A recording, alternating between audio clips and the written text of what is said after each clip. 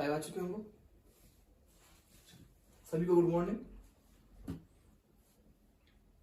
आप लोग जल्दी से जल्दी ऐड हो जाइए सब कोई, और ग्रुप में एक मैसेज डाल दीजिए, वी आर लाइव नाउ।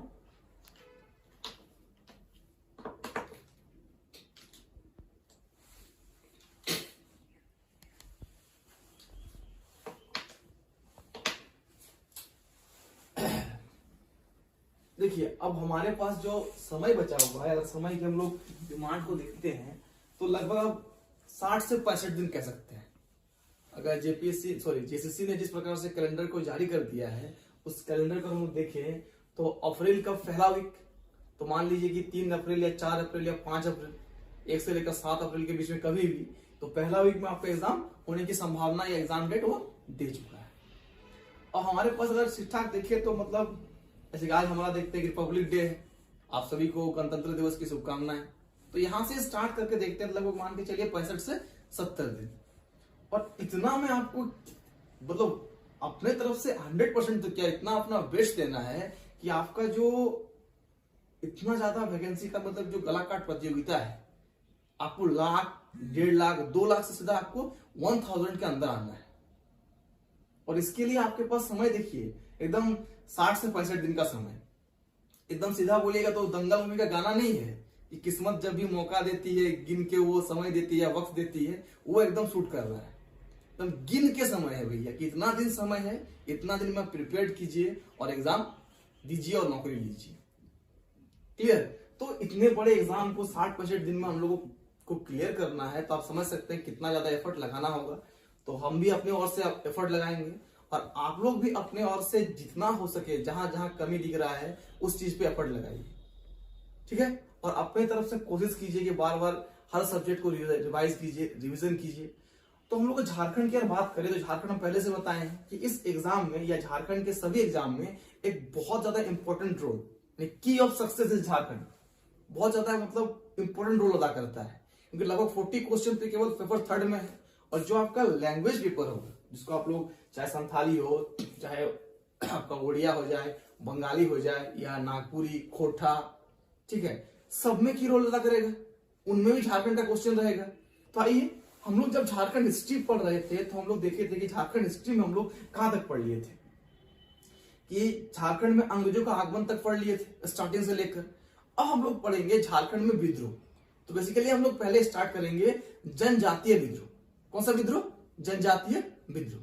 तो आप लोग हेडिंग लगाइएगा, झारखंड में जनजातीय विद्रोह। लगाइए हेडिंग, जनजातीय विद्रोह।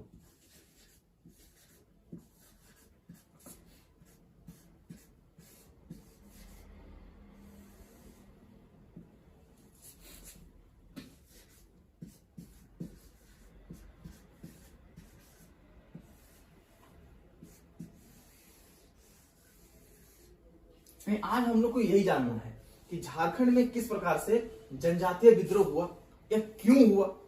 तो हम लोग जनजातीय जितने सारे झारखंड में विद्रोह हुए थे, बेसिकली हुए किस लिए थे?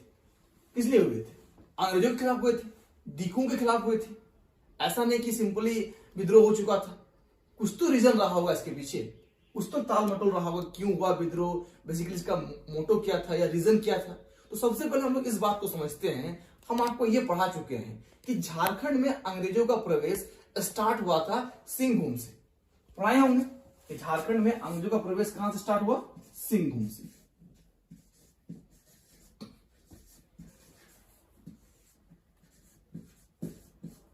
प्रवेश क्यों स्टार्ट हुआ ये भी बताए थे कि अंग्रेजों का प्रवेश होने का जो मूल रीजन था वो हमारा क्या था? इलाहाबाद की संधि। कि जब इलाहाबाद की संधि में मुगल बादशाह शाह आलम ने केवल 26 लाख के सालाना पर, 26 लाख रुपए सालाना पर अंग्रेजों को बिहार, बंगाल और उड़ीसा का दीवानी अधिकार दे दिया था। जब 26 लाख सालाना पर दीवानी अधिकार दे दिया गया तो धीरे धीरे अंग्रेजों ने इस क्षेत्र को, यानी पूरा बंगाल, बिहार और उड़ीसा वाला क्षेत्र को अपने अधीनस्थ करना प्रारंभ कर दिया। इसी क्रम में वो झारखंड को भी अपने अधीनस्थ करना चाहता था। तो झारखंड में एक परंपरा था कि हम लोग कभी भी एक रेगुलर या फिर एक टाइम इंटरवल में कंटिन्यूअस टैक्स पे नहीं करते थे। हमारा हमेशा टैक्स पे करने का सिचुएशन क्या था कि जब हम लोग को डिमांड किया जाए तब टैक्स दे दो, बाद में समय चुपचाप रहो। ये कंडीशन हमेशा झारखंड वासी के साथ बना हुआ था, ये बताए थे आप लोग।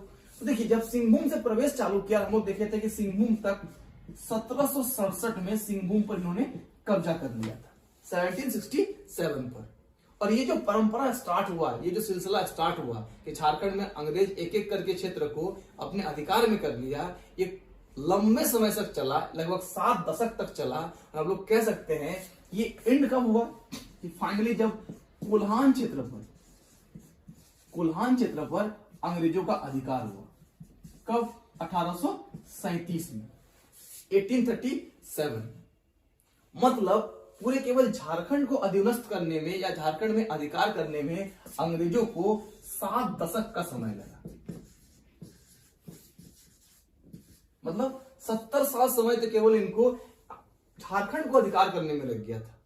जो सिलसिला स्टार्ट हुआ सिंहभूम से 1767 से, वो एंड कहां हुआ? कोल्हान में, 1837 में। लगभग कितने दिन का समय? 7 दशक का समय लगते हैं।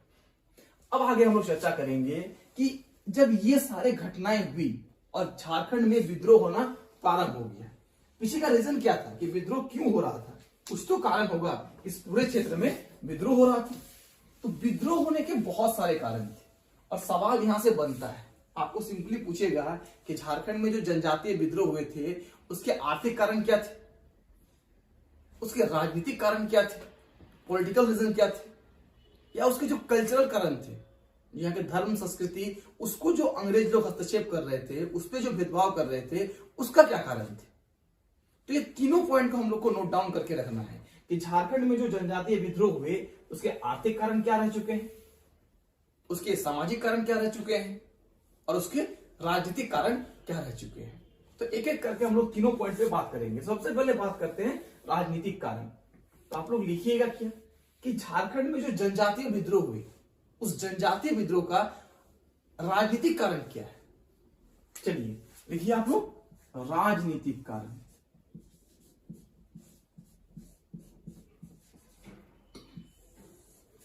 राजनीतिक कारण। सबसे पहला जो राजनीतिक कारण है, सबसे पहला जो लिखिएगा राजनीतिक कारण, वो क्या लिखिएगा? तो अंग्रेजों का जबरन इस क्षेत्र को अपने अधिकार में लेना। पहला कारण तो ये हुआ, क्लियर? तो पहला पॉइंट यही लिखिएगा, क्या लिखिएगा कि अंग्रेजों द्वारा जबरन इस क्षेत्र को, मतलब झारखंड के क्षेत्र को अपने अधिकार में लिया। ऐसा तो नहीं है कि अंग्रेज आए और तुरंत अधिकार में कर लिए। जहां पर भी अधिकार किए, एक लंबे समय तक युद्ध लड़ना पड़ा, यहाँ के निवासियों का शोषण किया, उसके बाद यहाँ के जो लोकल राजा थे उसको हराया, उसको युद्ध में परास्त किया, उसके बाद ही अधिकार कर पाया था। यानी पहला राजनीतिक कारण क्या है? जबरन इस क्षेत्र को अपने अधिकार में कर लिया। दूसरा कारण क्या है राजनीतिक कारण? तो लिखिएगा कि अंग्रेजों के द्वारा अपने अधीनस्थ क्षेत्र में, अंग्रेजों के द्वारा अपने अधीनस्थ क्षेत्र में अपने हिसाब से यानी अंग्रेजों के हिसाब से नियम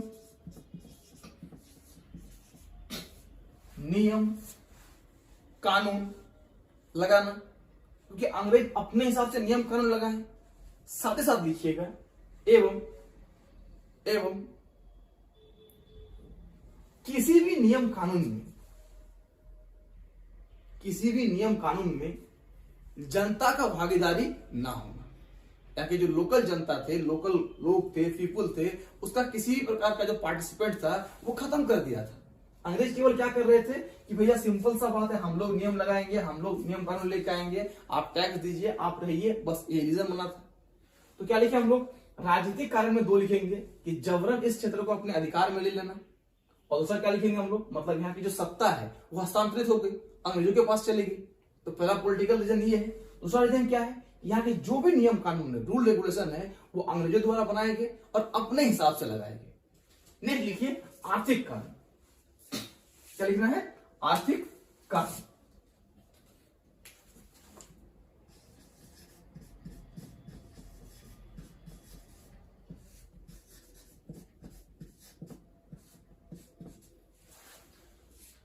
पूछ चुका एग्जाम में, ऐसा नहीं कि नया क्वेश्चन है। पूछता है कि झारखंड में जो ईस्ट इंडिया कंपनी का या फिर अंग्रेजों का आगमन हुआ और उसके खिलाफ हमारा विद्रोह हुआ, इसके पीछे कौन कौन सा रीजन थे, कौन कौन सा कारण थे। तो क्या लिखिएगा, सबसे पहला राजनीतिक कारण, दूसरा क्या लिखिएगा, आर्थिक कारण।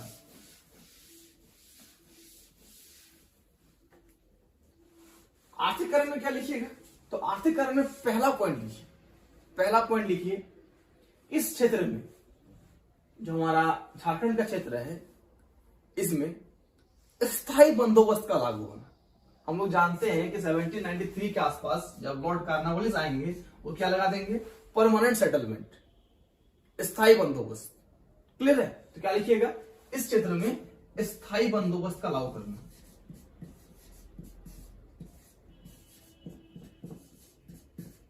Permanent settlement. दूसरा आर्थिक कारण लिखिए, नियमित करों का निर्धारण।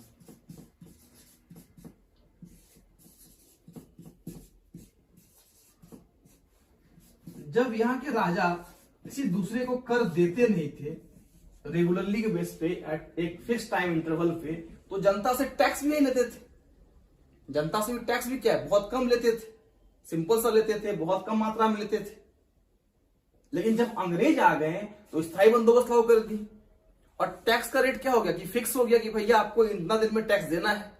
तो जो भी राजा होंगे या जो भी यहाँ के प्रशासक बने होंगे उस समय, क्या अपना जेब से देंगे, वो टैक्स तो देंगे जनता से ही लेना पड़ेगा टैक्स। यानी जनताओं पर क्या प्रभाव पड़ने लगा कि वहां के जो शासक हुए, जमींदार वर्ग हुए या राजा वर्ग हुए, वो जनताओं से लगातार टैक्स लेने लगे। यानी जो परंपरा पहले नहीं था झारखंड में, रेगुलर इंटरवल में टैक्स देना है, परंपरा क्या था कि जब कोई आक्रमण करे तब राजा टैक्स देता था, और राजा को हम लोग को जो जनता है वो नजराना के रूप में या पेशकश के रूप में, कि कभी गए मिलने गए, कोई तोहफा पहुंचा दी, कभी राजा महाराज डिमांड किए, कभी राज्य में सैनिक ज्यादा है, खर्च ज्यादा पड़ रही है, तो हम लोग पहुंचा दिए तोहफा के रूप में। रेगुलर टैक्स तो नहीं था। क्लियर है, तो हम लोग क्या देख रहे हैं, इसीलिए नियमित करों का निर्धारण। तो ये दोनों क्या हुआ, आर्थिक कारण हुआ। तीसरा आप लोग लिखिए कल्चरल कारण, मतलब धार्मिक व सांस्कृतिक कारण। यहाँ के जो विद्रोह हुए, तीसरा क्या लिखेंगे हम लोग, धार्मिक व सांस्कृतिक कारण।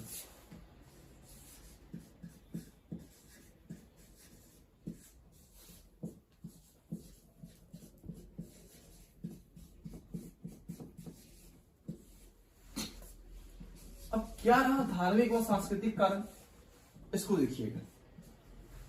धार्मिक और सांस्कृतिक कारण में सबसे पहला पॉइंट तो ये हुआ कि दीकू के द्वारा यहाँ की जो जनता है उसको हीन समझना। दीकू वर्ड कहने का मतलब अंग्रेजों के द्वारा, जो भी गोरे गोरे लोग आए थे, अंग्रेज लोग यहाँ पर राजा बन गए, शासन करने लगे, उन लोगों का क्या करना, यहाँ की जो लोकल जनता है, यहाँ के जो लोग हैं, इसको हीन समझना। काले काले लोग हैं, इसको एकदम हीन समझना कि भैया ये लोग मतलब इंसान की गिनती में ही नहीं है, एक तरह से पशु की तरह ट्रीट करना। तो पहला पॉइंट तो ये लिखिएगा, क्या लिखिएगा कि दीकू के द्वारा, स्लैश देकर लिखिएगा, अंग्रेजों के द्वारा यहाँ की जनता के साथ या यहाँ की जनताओं की ओर हीन भावना रखना। यहाँ की जनता की ओर हीन भावना रखना।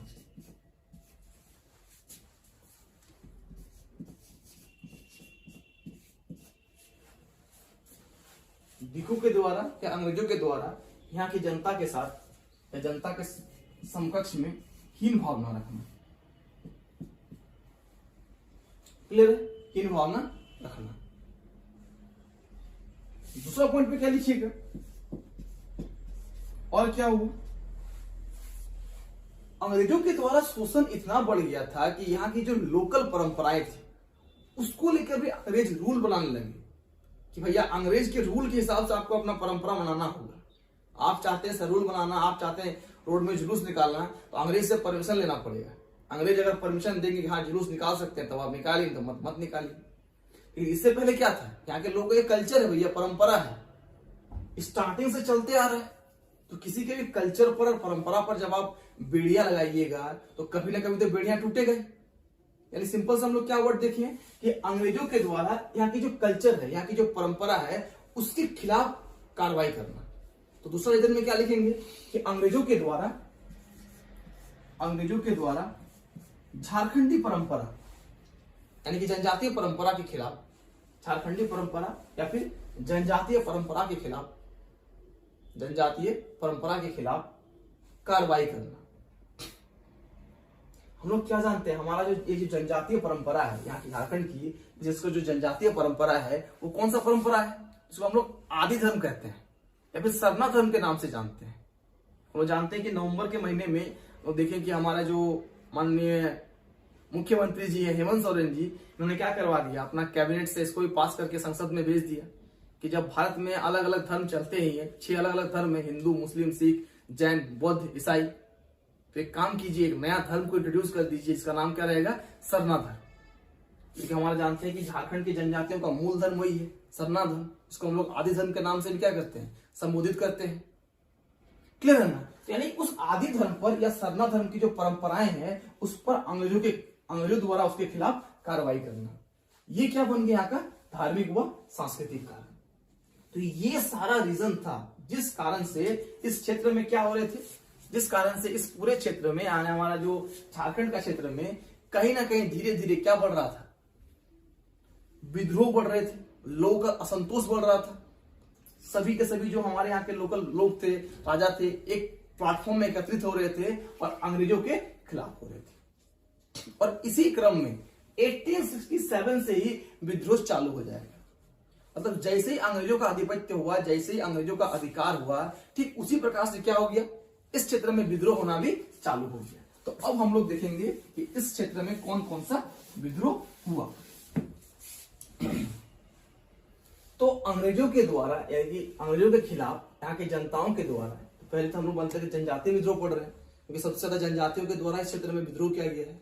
तो जनजातियों के द्वारा जो पहला विद्रोह स्टार्ट हुआ, कहां से स्टार्ट हुआ, जहां पर अंग्रेजों का आगमन पहली बार हुआ। और हम आपको पढ़ा चुके हैं कि अंग्रेजों का सबसे पहली बार आगमन कहां पे हुआ, सिंहभूम में हुआ। और हम लोग ये पढ़े थे, याद कीजिए आप लोग, कि 22 मार्च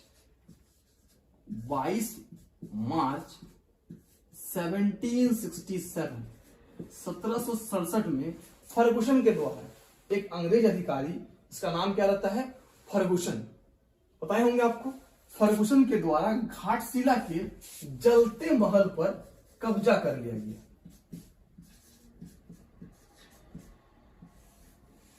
घाटशिला के जलते महल पर क्या कर लिया गया, कब्जा कर लिया गया।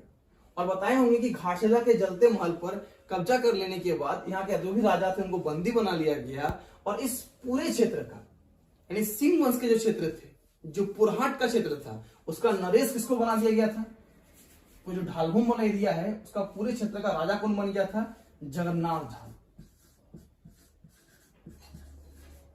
वही जगन्नाथ ढाल जिसको अंग्रेज बाड़ाभूम से लेके आए थे।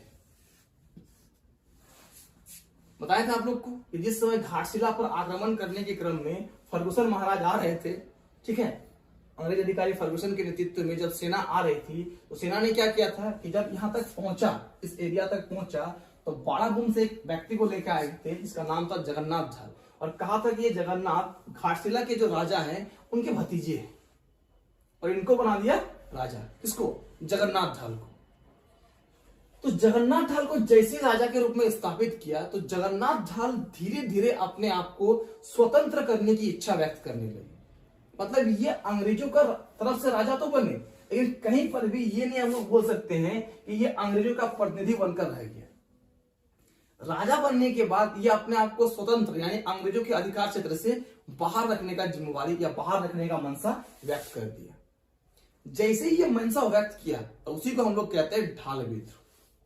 मतलब सिंहभूम क्षेत्र में ढाल राजाओं के द्वारा, सिंहभूम क्षेत्र में ढाल राजाओं के द्वारा, ये नाम क्या है, जगन्नाथ ढाल, पूरे झारखंड में अंग्रेजों के खिलाफ पहला विद्रोह किया गया था। इसीलिए इसको हम लोग नाम क्या देते हैं, ढाल विद्रोह। क्लियर है? यानी झारखंड में विद्रोह का प्रारंभ क्या हुआ, तो 1767 को ही प्रारंभ हो गया, 1767 के अंतिम समय में। जो मार्च में तो हम लोग यहाँ पर क्या कहते कब्जा ही किया था अंग्रेजों ने, उसके बाद ना विद्रोह स्टार्ट होगा, ऐसा नहीं कि उस समय स्टार्ट हो जाएगा। और राजा कौन बन गया, जगन्नाथ ढाल। तो क्या लिखेंगे कि झारखंड में पहला विद्रोह, जनजातीय विद्रोह किसके द्वारा हुआ, जगन्नाथ ढाल के नेतृत्व में। कब हुआ, 1767, 1767 में। किस क्षेत्र में? तो वर्तमान की बात करें तो पूर्वी सिंहभूम, या ऐसा लिख लीजिए सिंहभूम। क्या लिख लेंगे? सिंहभूम वाले क्षेत्र में।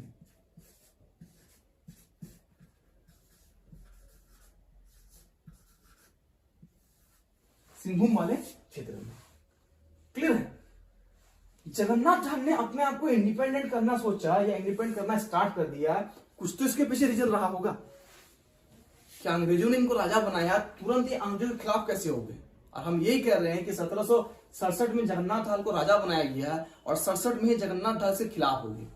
कारण क्या था कि जगन्नाथ धाल के राजा बनने के बाद अंग्रेजों के द्वारा जगन्नाथ धाल को हर एक क्षेत्र में क्या कर रहा था, मतलब प्रेशर डाल दिया था। अब किसी को कठपुतली बनाने की कोशिश किया जा रहा था कि आप केवल राजा हैं, टैक्स हम लगाएंगे, सैनिक मेरा रहेगा, यहाँ का जो भी रूल रेगुलेशन बनाएंगे हम बनाएंगे। तो जगन्नाथ धाल ने कहा कि भैया सब आप कीजिएगा तो हम राजा किस बात का। सिंपल सा बात है, आप हमको क्या बनाए, गुड़िया बना दिए, डॉल बना दिए, पुतला बना काम करवाना चाहते हैं। जगन्नाथ धाल ने इसी चीज का विरोध किया कि आप यानी अंग्रेजों को हम टैक्स दे रहे हैं, टैक्स देंगे, इसकी कोई दिक्कत नहीं। यहाँ का जो इंटरनल मैटर है, जो ढाल वंश की जो इंटरनल बात है, आंतरिक जो सुरक्षा हो या आंतरिक जो भी डिसीजन लिया जाएगा वो उनके द्वारा स्वतंत्र रूप से लिया जाएगा।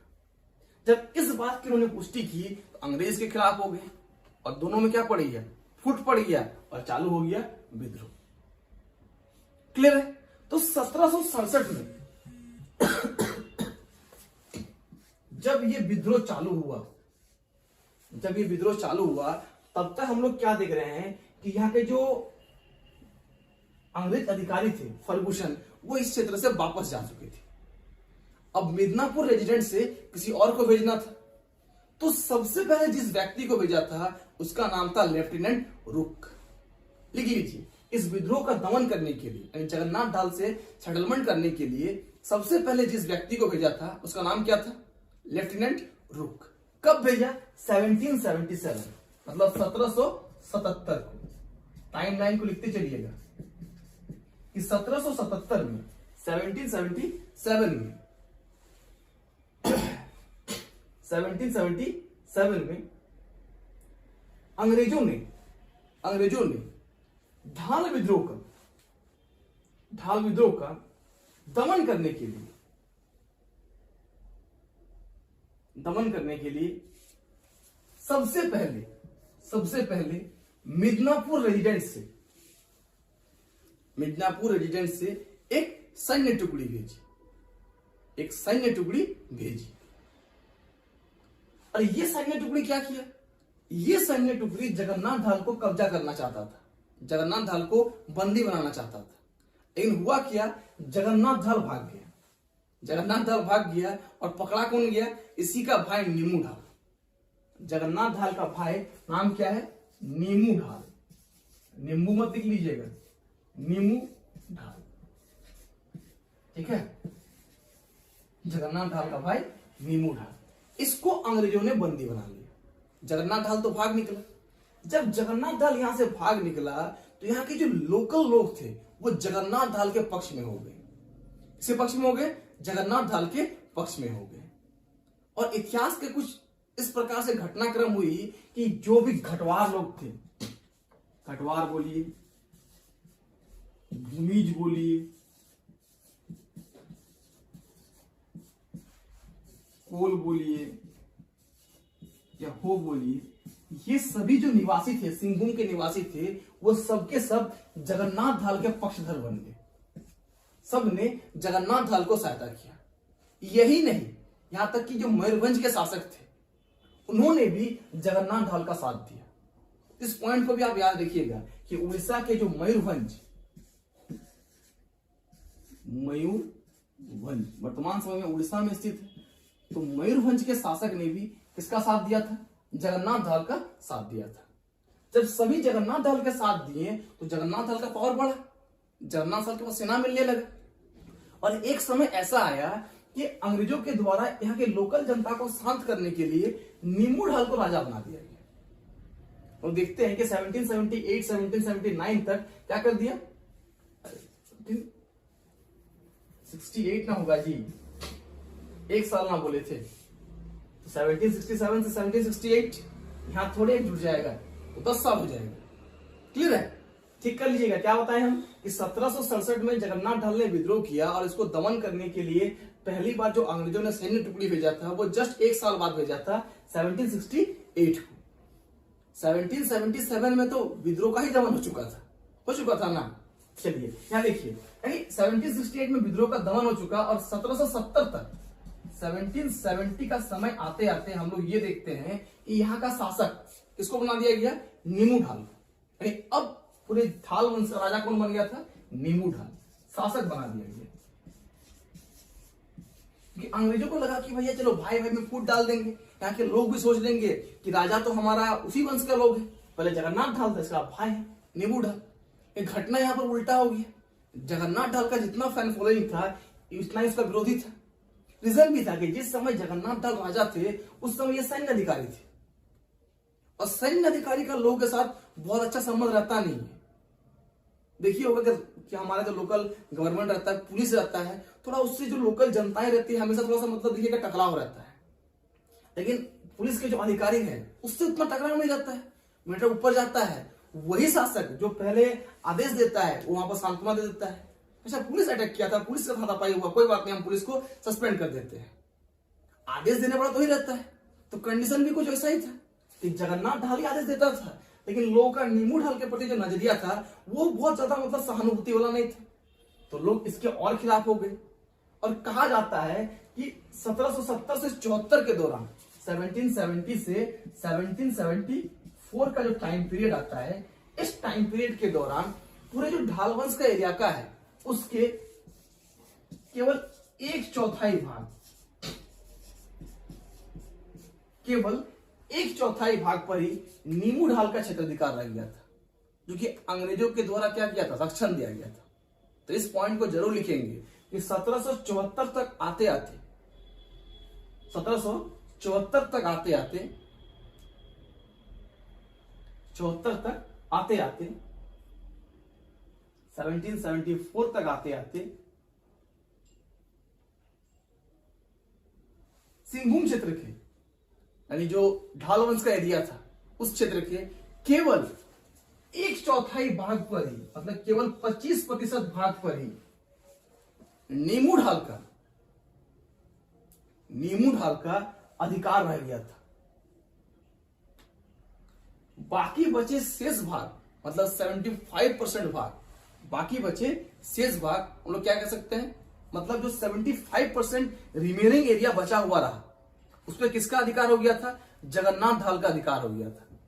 सोचिए अंग्रेज पूरा सपोर्ट कर रहा है नीमू ढाल को, फिर भी केवल 25% इलाका को ही अपने कब्जे में रख पाया, और 75% जो इलाका है वो किसके कब्जे में चला गया? जगन्नाथ ढाल के कब्जे में चला गया। और 1774 के बाद क्या हुआ? जगन्नाथ ढाल ने जो 25% बचा हुआ इलाका है उस पर आक्रमण करना चालू कर दिया। तो इस पॉइंट को भी नोट डाउन कर लेना है। क्या लिखना है कि 1774 के बाद से या 1774 के समय से जगन्नाथ ढाल ने अपने सैन्य टुकड़ी के साथ बचे 1/4 हिस्से पर भी आक्रमण कर दिया गया। स्थिति इतना बिगड़ गया कि यहाँ के जो भी लोग आए, जैसे कि हम लोग जानते हैं इस विद्रोह को दमन करने के लिए किसको भेजा? रूक को भेजा और फिर मॉर्गन को भेजा, यानी कि 2 व्यक्ति को भेजे गए। पहले किसको बताए थे? रूक को, और बाद में मॉर्गन को, मतलब लेफ्टिनेंट रूक और मॉर्गन, इन दोनों को भेजा गया कि भैया जगन्नाथ ढाल को पकड़िए और इस क्षेत्र का जो विद्रोह है उसको दमन कीजिए। लेकिन जब ये लोग इस क्षेत्र पे आए तो इन लोगों को ऐसा याद हुआ कि यहाँ का जो प्रत्येक निवासी है, एक एक व्यक्ति है, वो अंग्रेज विरोधी हो चुका था और जगन्नाथ ढाल के पूर्णतः पक्षधर बन गए थे। इन्होंने पटना काउंसिल को या पश्चिम बंगाल के जो हमारे उस समय गवर्नर थे लॉर्ड क्लाइव द्वारा के पास लगातार लेटर भेजा गया कि भैया आप क्या कीजिए, इस क्षेत्र में आप विद्रोह को शांत करना लगभग असंभव है, क्योंकि अगर केवल राजा विद्रोह कर रहा है और जनता सपोर्ट नहीं कर रहा है तो नीम ढाल राजा बनाए थे, जनता पक्षधर होना चाहिए था। लेकिन यहाँ के प्रत्येक निवासी क्या हो गए हैं? अंग्रेज विरोधी हो गए हैं। यहाँ तक कि उन्होंने लिखा था कि जितने सारे मराठा लोग हैं, जितने सारे अंग्रेज विरोधी लोग हैं, उनका एक जमघट बन गया है हमारा जो ये सिंहभूम वाला इलाका है, और हर कोई अंग्रेजों का खिलाफ जाना चाहता है। जब स्थिति इतनी बिगड़ गई तो फाइनली इनको ना चाहते हुए भी, कहीं से भी ना चाहते हुए भी, जगन्नाथ धाल को पुनः राजा बना दिया गया। मतलब ये एक ऐसा विद्रोह था जिसमें यहाँ के झारखंडियों की जीत हुई थी, और 10 साल के अथक प्रयास के बाद जो 1767 में जब इनको राजा के पद से यानी उस पर आक्रमण किया गया, 10 साल के अथक प्रयास के बाद हम लोग देखते हैं 1777 में जगन्नाथ ढाल को फाइनली क्या बना दिया गया, पुनः राजा के रूप में घोषित कर दिया गया। लिख लीजिएगा, पुनः क्या कर दिया गया, राजा के रूप में घोषित कर दिया गया। यानी अब इस क्षेत्र का राजा फिर से कौन बन गया, जगन्नाथ ढाल बन गया। क्लियर है? एग्जाम बहुत जल्दी है, तो हम लोग केवल क्रिस्प जो पॉइंट है जहां से एकदम एग्जाम ओरिएंटेड क्वेश्चन बनेगा, उन्हीं सही पॉइंट को डिस्कस करते हुए आगे बढ़ेंगे। ये बहुत ज्यादा समय हमारे पास है नहीं कि हम इसके अंदर की सारी कहानी को आपको बताएं कि किस प्रकार से जगन्नाथ ढाल ने अपना संबंधी जो बनाया, उड़ीसा से किस प्रकार संबंध साधा था। जो भी मोस्ट इंपॉर्टेंट है हम लोग उसको देखते हुए आगे बढ़ जाएंगे। अब 1777 में यानी 1777 में इसको जब पुनः राजा बना दिया गया, तो यहां से जो टैक्स बढ़ने का सिलसिला चालू हुआ, फिर स्टार्ट हो गया। मतलब सोच लीजिए 3 साल में जब ये राजा बना फिर पुनः, तो इन्होंने कहा कि 2000 रुपया सालाना टैक्स देंगे। 2000 से एक साल बाद अंग्रेज कर दिए 3000 रुपये, और एक साल बाद 4000 रुपये। टैक्स लगातार बढ़ाते जा रहा था, 2000 से 3000, 3000 से 4000 रुपये। लेकिन इसका भी धीरे धीरे विरोध होना स्टार्ट हो गया। जगन्नाथ ढाल ने कहा कि भैया ठीक है, हमको राजा बना दिया गया, अंग्रेज हमारे पक्षधर बन गए, अंग्रेज हमारे सेना के साथ मिले हुए हैं, लेकिन टैक्स कितना बढ़ाइएगा, 2000, 3000, 4000। तो यहां से क्वेश्चन आएगा कि राजा बनने के बाद लगातार टैक्स किस प्रकार से बढ़ा, तो प्रत्येक साल में 1-1000 टैक्स बढ़ रहा था, 2000, 3000, 4000। लेकिन 1780 में, डेट आप लोग डालिएगा, 1780 ईस्वी में, 1780 ईस्वी में यहाँ के टैक्स को स्थिर कर दिया गया या स्थिर कर दिया गया। और 1780 में बोला कि भाई स्थायी जो आपको टैक्स देना पड़ेगा वो कितना देना पड़ेगा, 4267 रुपया। इस पॉइंट को तो जरूर नोट डाउन करना है कि जब 1777 में राजा बना तो टैक्स कितना देना पड़ा, 2000, और प्रत्येक वर्ष सालाना टैक्स कितना बढ़ रहा था, 1-1000 रुपया बढ़ जा रही थी, 2000, 3000, फिर 4000। लेकिन अंततः 1780 में स्थायी टैक्स कितना कर दिया गया, 4267 रुपये। और विद्रोह क्या कर दिया गया, लगभग दमन कर दिया गया, लगभग शांत करवा दिया गया। तो ये था हमारा जनजातीय विद्रोह। हाँ, यहां हम क्या बताए थे कि जगन्नाथ ढाल का सहायता कौन कौन किया था, तो जरूर याद रखिएगा, घटवाल लोग हो जाए, भूमिज लोग हो जाए, हो या कोल लोग हो जाए, मयूरभंज का शासक हो जाए। पर मयूरभंज के शासक के एक दीवान थे, उनका नाम भी याद रखिएगा, बमन घाटी। उनका नाम नहीं, उस क्षेत्र का नाम है। मयूरभंज के शासक खुद तो आ जाएंगे नहीं कि चलिए हम अपना सेना लेके आ रहे हैं, अपने किसी अधिकारी को भेजेंगे, अपने किसी सूबेदार या इनके अंदर में जो दीवान रहेंगे उसको भेजेंगे। तो जगन्नाथ ढाल के साथ मयूरभंज के शासक के पक्षधर बन के कौन आए थे, तो आप टिक कीजिएगा, बमन घाटी का जमींदार। क्या टिक कीजिएगा, बमन घाटी का जमींदार मयूरभंज के शासक के प्रतिनिधि के रूप में इनका सपोर्ट करने आए थे। तो ये था हमारा पूरा ढाल विद्रोह कि किस प्रकार से अंग्रेजों का सिंहभूम क्षेत्र में कब्जा हुआ, किस प्रकार से जगन्नाथ ढाल इसके खिलाफ गए। जब लेफ्टिनेंट रुक और मॉर्गन इन दोनों ने नहीं सका इस विद्रोह का दमन करने के लिए, तो फाइनली हम लोग क्या देख रहे हैं कि पुनः 1777 में इनको राजा बना दिया गया। और राजा बनाने के बाद टैक्स 2000, 3000 और 4000 के तरफ से बढ़ने लगा। 3 साल में 3000 बढ़ गया। इन फाइनली जब 1780 का समय आया, 1780 का समय आया, तो लोग देखते हैं कि इस क्षेत्र के लिए एक फिक्स टैक्स कर दिया गया, और वो कर, ये राजस्व कितना रहा, 4267 रुपए। तो ये था हमारा ढाल विद्रोह। तो आप लोग को आशा करते हैं समझ में आया होगा स्टार्टिंग भी कि झारखंड में जनजातीय विद्रोह हुए क्या, इसके पीछे राजनीतिक कारण भी थे, इसके पीछे आर्थिक कारण भी थे, और इसके पीछे सामाजिक और सांस्कृतिक कारण भी रह चुके थे। और जो पहला विद्रोह हुआ वो हुआ हमारा ढाल विद्रोह। और कब हुआ? 1767 को। मतलब अंग्रेजों का जो आगमन प्रारंभ हुआ 67 को, और इस प्रक्रिया में 70 साल लगा, 1837 ईस्वी तक। लेकिन जैसे आगमन प्रारंभ हुआ वहीं से हम लोग ने क्या स्टार्ट कर दिया? इसके खिलाफ विद्रोह करना स्टार्ट कर दिया। और कहीं ना कहीं सोच सकते हैं कि झारखंड वासी उस समय भी बहुत आगे रहे होंगे, कि अंग्रेजों की मंशा को सोच लिए होंगे, तभी तो स्टार्टिंग से विद्रोह करना स्टार्ट कर दिए।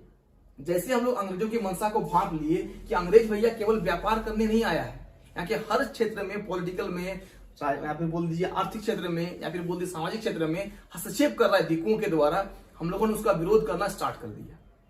और ये विरोध इतना जमकर विरोध हुआ कि सोचिए, जगन्नाथ दास जिसको अंग्रेजों ने राजा बनाया था, राजा बनने के तत्पश्चात उनका क्या कर दिया? विरोध में खड़ा हो गए। क्लियर है? तो ये कहानी था पूरी तरह से हम लोग का ढाल वंश का। अब कल के क्लास में हम लोग पढ़ेंगे इसके आगे जो जनजातीय विद्रोह हुए, और डिटेल्स में पढ़ेंगे हम लोग, चाहे वो चुआड़ विद्रोह, चाहे वो चेरो विद्रोह हो, और कोशिश करेंगे 1 से 2 क्लास में हम लोग जनजातीय विद्रोह को देख लें। उसके बाद जो बड़े बड़े विद्रोह हुए, जैसे कि संथाल विद्रोह हो गया, मुंडा उल्लान हो गया, जहां से क्वेश्चन ज्यादा आते हैं, उस पर हम लोग मूव कर जाए। 1857 की क्रांति हो गई, तो उन सबको हम लोग एक नए वे में, इनोवेटिव वे में, कि आपको शॉर्ट टाइम में एक फ्लोचार्ट मिल जाएगा, और उस फ्लोचार्ट के माध्यम से आप कैसे याद रख सकते हैं, इस तरह से हम लोग पढ़ेंगे। ये उतना ज्यादा समय रहा नहीं कि पूरा डिटेल्स में हम लोग एक लिख के किताब जैसा पढ़े, तो आप लोग के लिए एक फ्लोचार्ट बना देंगे, और उस फ्लोचार्ट के माध्यम से 1857 का जो रिवॉल्ट हुआ है, सेंट्रल में भी हुआ था, झारखंड में भी इसका क्या प्रभाव पड़ा, उसको हम लोग देखेंगे। तो चलिए मिलते हैं अगले क्लास में, तब तक के लिए थैंक यू।